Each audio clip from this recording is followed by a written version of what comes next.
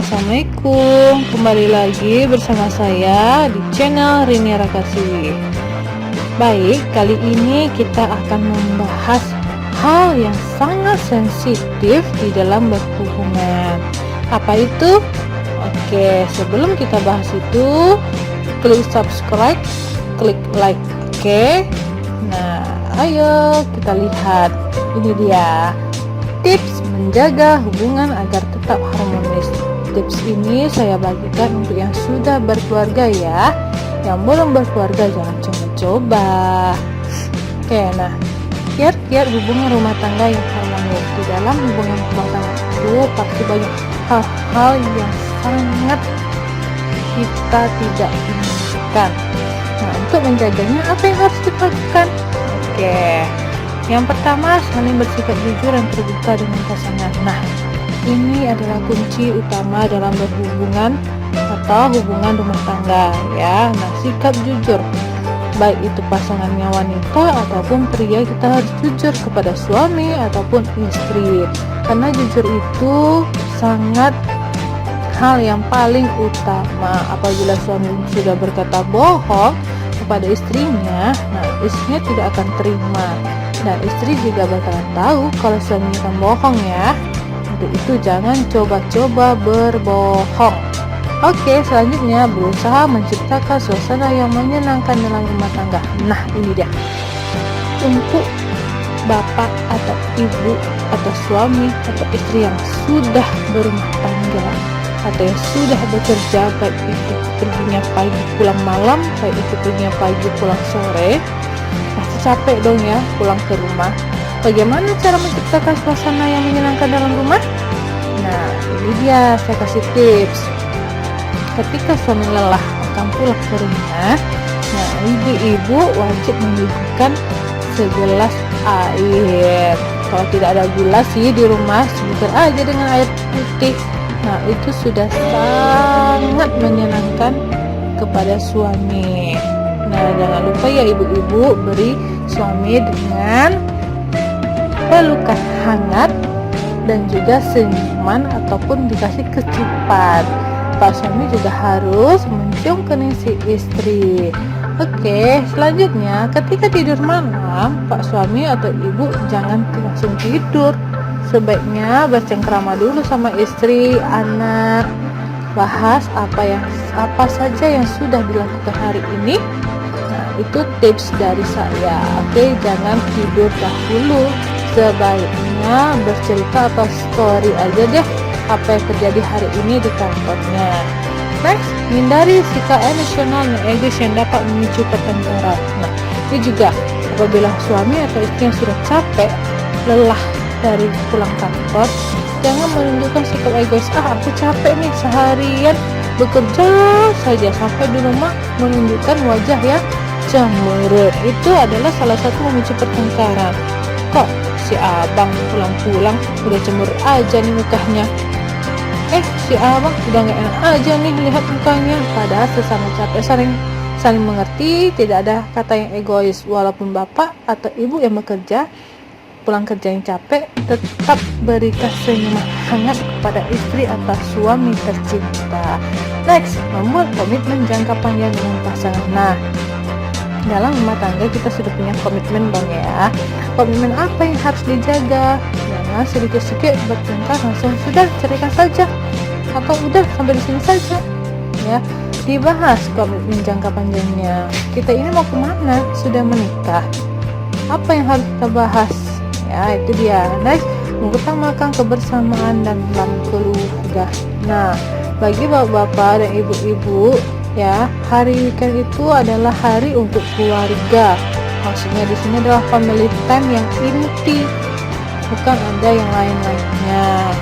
Setiap hari sudah bekerja dari Senin sampai Jumat, dari pagi pulang petang, sudah capek, sudah lelah. Nah, inilah waktu yang saatnya weekend sama keluarga tanpa ada yang namanya diganggu dengan hubungan kerja ataupun hubungan keluarga yang lain ya. Lanjut, bijak dan tegas dalam menghadapi masalah. Masalah apa? Nah, ketika kita dihadapi masalah di kantor ya, kita boleh sharing kok kepada suami atau istri yang di rumah.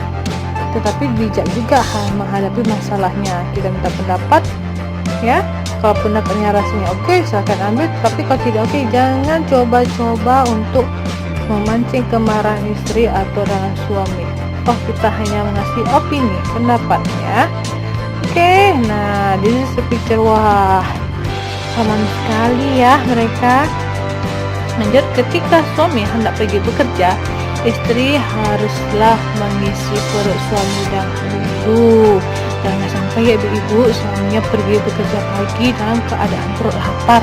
Jangan nanti dia dikasih sarapan sama yang pihak ketiga. Ups, maksudnya pihak ketiga di sini itu sarapannya di luar.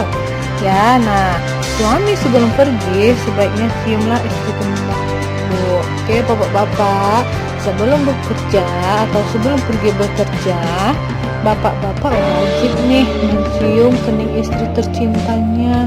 Supaya apa? Supaya istri yang tinggalkan di rumah lebih semangat lagi.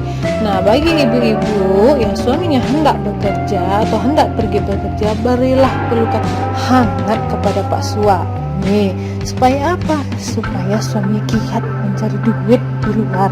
Oke, nah ini juga bapak-bapak ketika hendak pulang bekerja, baik itu keadaannya di awal bulan ataupun di akhir bulan, ya, sebaiknya membawa jeng-jeng yang kresek pulang ke rumah. Ups, kresek di sini maksudnya bukan kantong AC kosong ya, tetapi ada isinya bapak-bapak. Nah, kami ibu-ibu tidak minta yang isinya pizza ataupun yang mahal-mahal. Cukup bapak belikan saja gorengan 10.000, itu ibu-ibu sudah senang. Nah, ketika sampai di rumah titit bunyilah suara keras bapak yang ditengok pertama kali istri dan anak adalah kresek yang digantung di gantungan Honda. Maaf ya bapak, sedikit ada curcol nih.